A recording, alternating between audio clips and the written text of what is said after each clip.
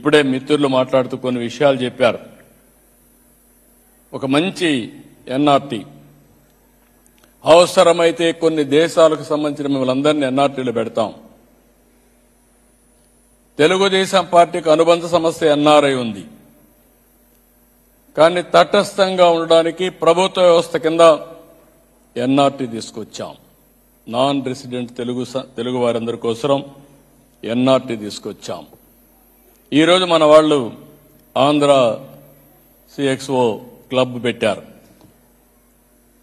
ఇప్పుడే మన వాళ్ళు మాట్లాడినప్పుడు చాలా విషయాలు మాట్లాడారు. ఈరోజు ఈ దేశంలో మనం చూస్తున్న ఆల్ టెక్నాలజీస్లో అడ్వాన్స్డ్గా ఉన్నారు. మనకు అనేక వనరులు ఉన్నాయి, మామూలు వనరులు కాదు.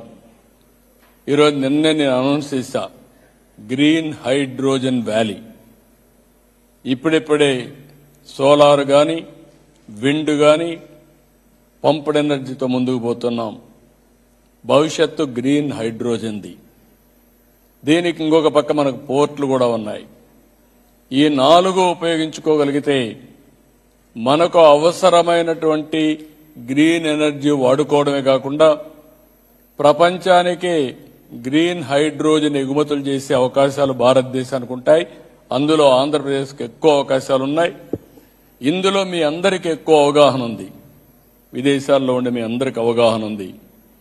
భారతదేశంలో ఫస్ట్ టైం, ఒకప్పుడు మీరు చూస్తే నేను హైటెక్ సిటీ ఐటీని ప్రమోట్ చేశా. ఈరోజు క్వాంటమ్ వ్యాలీ ఆర్టిఫిషియల్ ఇంటెలిజెన్స్ని ప్రమోట్ చేస్తున్నా. డీప్ టెక్నాలజీ వచ్చింది. ఆల్ టెక్నాలజీస్ అనుసంధానం చేసుకుంటే కష్టపడాల్సిన పని లేదు, స్మార్ట్గా పనిచేస్తే సరిపోతుంది. అదే చెప్తున్నాను. ఇంత మునుపు హార్డ్ వర్క్ చేయమనేవాడిని, ఇప్పుడు పని చేయొద్దు అంటున్నా, స్మార్ట్ వర్క్ చేయమంటున్నా. ఒక ఫోన్ ఉంటే చాలు, ఏం జరుగుతుందో మీరు చూసుకోవచ్చు, ఫోన్ ద్వారానే ఆపరేట్ చేయొచ్చు. వర్చువల్ గవర్నెన్స్ నేను సింగపూర్లో ఉన్న, అమరావతిలో ఉన్నట్టే ఎవ్రీ టైం నా ఒకసారి చూసుకుంటాను, ఒక గంటకు ఒకసారి ఏం జరిగిందో. ఎక్కడన్నా కానీ తప్పులుంటే ఇమీడియట్గా ఇన్స్ట్రక్షన్స్ పెట్టి కరెక్ట్ చేస్తాను. అలాంటి అవకాశాలు వచ్చే పరిస్థితి వచ్చింది. అందుకే క్వాంటమ్ వ్యాలీకి వెళ్ళాం. ఇప్పుడు మీరు ఇక్కడ ఉన్నారు, అనేక అవకాశాలు అక్కడ ఉన్నాయి. అగ్రిటెక్లో ముందుకు పోతున్నాం.